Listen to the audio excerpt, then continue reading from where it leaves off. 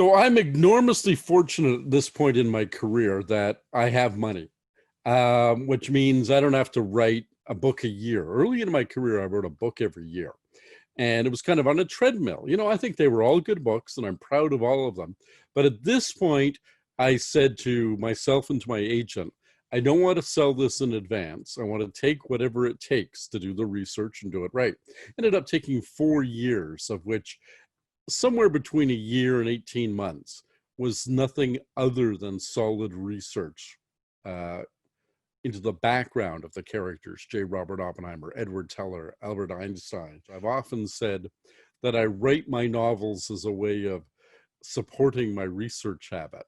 If I could just do research to my heart's content on whatever interested me, and somebody would pay me to do that, that would be my perfect career. Well, nobody has stepped up to just pay me to do that, but they're happy to pay me to synthesize all that material into hopefully entertaining, but also certainly well-researched novels. And I've done it 24 times now, 24 books, but this one took the longest, and I'm glad that it shows in the finished product. The fascination actually came out of one of the characters who's also in the book, but not nearly as well known, Leo Szilard, who is the man who ghost wrote the letter to signed by Albert Einstein to Franklin Delano Roosevelt, President of the United States, that gave birth to the Manhattan Project. Szilard is also the person who first conceived of the self-sustaining nuclear chain reaction, which gave rise to both atomic reactors. He was there when the first one ever was turned on, his baby, and to atomic bombs, which he came to greatly regret having any involvement with. And I came to discover him through a play that was at the Montreal Fringe Festival called The Inventor of All Things, a one-man play by the great British fringe festival performer. He performs all over the world, named Jem, Jem, Rolls, Rolls. Went to see the play, went out to lunch afterwards with Jem, and I was just captivated by this character of Szilard. And as I started reading about Leo Szilard, his interactions with Oppenheimer really got me thinking about this question of guilt and responsibility of the atomic scientists. And that's what the book came out of.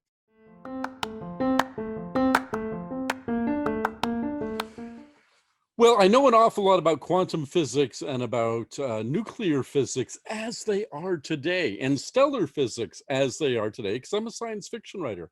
What was fascinating was a kind of scientific archaeology that I had to do. What did we know about how the sun produced its energy in the 1930s and the 1940s? That's different from what we know today. Oppenheimer is the man who came up with our modern notion of black holes. Prior to him, that notion did not exist. And that was a fascinating thing to discover as I looked into his history. So as a science fiction writer, I'm very well versed in science. I'm not a scientist, but then a science journalist isn't a scientist. A sports reporter isn't an athlete. You can be an expert in a field without being a practitioner in that field. It absolutely was, but there is on my website. If you go to sfwriter.com, that's my website, click on the Oppenheimer Alternative and click on what's fact and what's fiction. In great detail, I break it down for you. And I thought about including that as an afterword in the novel, and I thought no, because that'll be the first thing people will read after reading the book. And that's like a magician saying, and I've made the Empire State Building disappear, or I've made, sawed the woman in half, and what happened, right? And then saying, okay, before you've even thought about it, here's how I did the trick, right? I didn't want to do that. I felt I wanted people to mull it over, and if they were interested enough, they would Google and they would find comprehensively an explanation. That said, there's nothing in the book that contradicts what we actually know about Oppenheimer's life or any of the other characters' lives. It is extrapolates to fill in the lacunae, the empty spaces in the historical record. But, and as fantastic as some of it might be, it doesn't contradict anything we know to be true. There are a couple of things. I mean, first, these were the two biggest scientific undertakings in the history of the human race, were the race to develop the atomic bomb and the race to put somebody on the moon. They were limitless funds. There were projects for which limitless funds were available. You know, when FDR died and Harry S. Truman became president, the project, the Manhattan Project, was so secret that even though FDR had been, even though Truman had been vice president during the first 2 years of the 3-year Manhattan Project, it was beyond his security clearance as vice president of the United States. And he had no idea of the extent of black funds, black box funds that were being doled out. $2 billion in 1945 dollars, just an extraordinary amount of money. And the same thing happened with the Apollo program.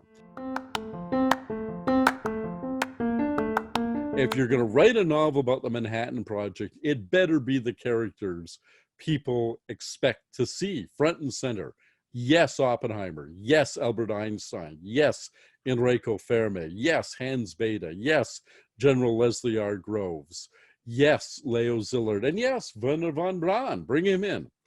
And so I felt that for me, it was an obligation to the reader, but also after 23 books previous to this one, I need a challenge for every novel, something I have never done before artistically. And I had never before written a book that had all of its characters or even any more than cameos by real life people. And I thought, that's a challenge. I have to conform to their real histories. I can't make them do what I want them to do.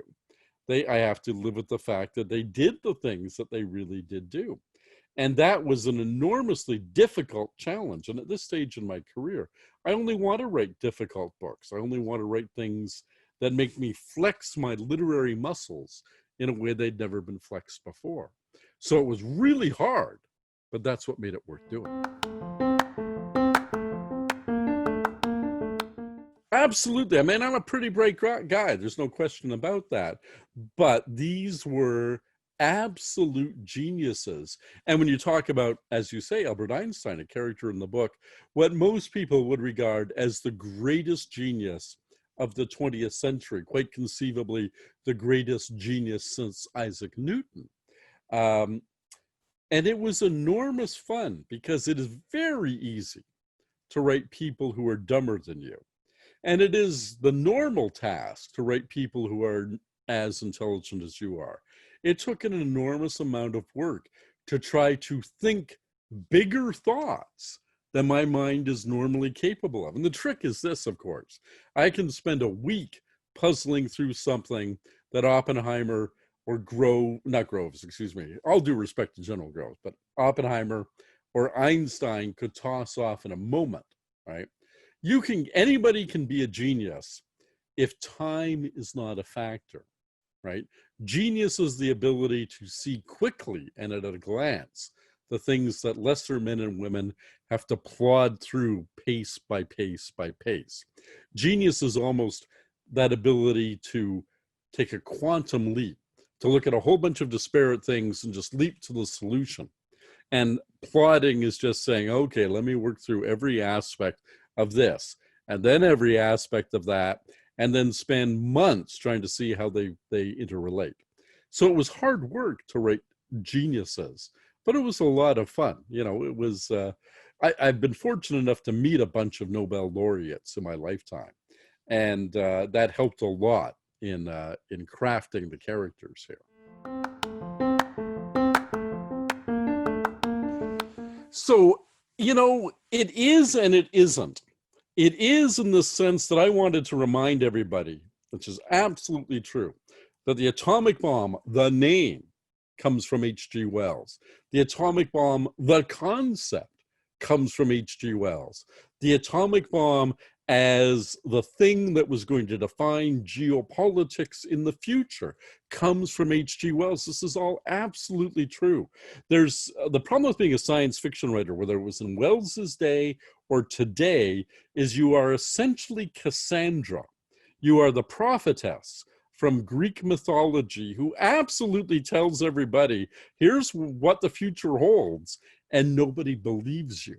And then when it comes down the pike and becomes reality, everybody says, well, why didn't anybody warn us? And we're all going, no, we did, you just wanted to effing listen. But it's also a reality that Leo Szilard, amongst many other things that he did that were interesting in his life, was H.G. Wells's translation rights agent, foreign translation rights agent in Europe. He had met Wells, admired Wells, and said, Wells, these are great books, but they're only in English. I know a Hungarian publisher. I know a guy in Germany. I know a guy in France. I know a guy in Italy. Let's get these books translated. And that's really true. So yeah, I wanted to have that echo because I wanted to say, yeah, science fiction is important and significant and serious in its extrapolations about where we're coming from, where we are, and where we're going. And also because there really were these H.G. Wells connections.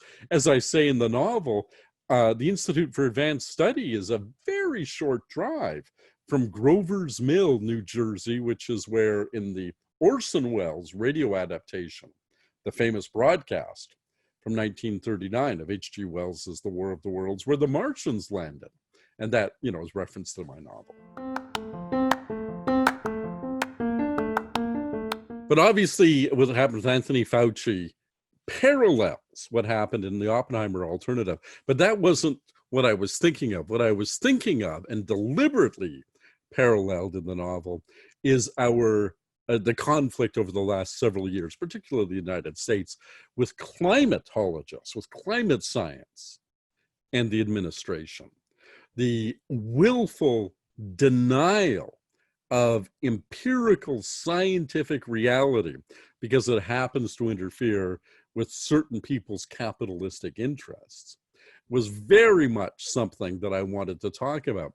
As Leo Szilard said, this is crucial, Oppie. Don't you understand why you can't? Oppie had said after, the Manhattan Project was over, I'm done.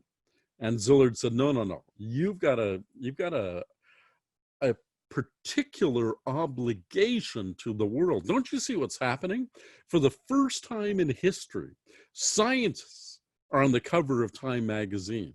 Scientists are being interviewed by Edward R. Murrow, it would be the equivalent of being interviewed on 60 Minutes right now. Scientists are being listened to by the Senate, the House of Representatives, by the President. For God's sakes, man, this is such a crucial, it's nascent. We have to nurture that. And what a better world it would be if it was an evidence-based world. Well, we had that. We were working towards it. Even the most reluctant players had come around to recognizing the existential threat posed by global climate change. And then Trump got into office, and suddenly scientific expertise counted for nothing. So I very much wanted to make the point that you have to listen to the experts.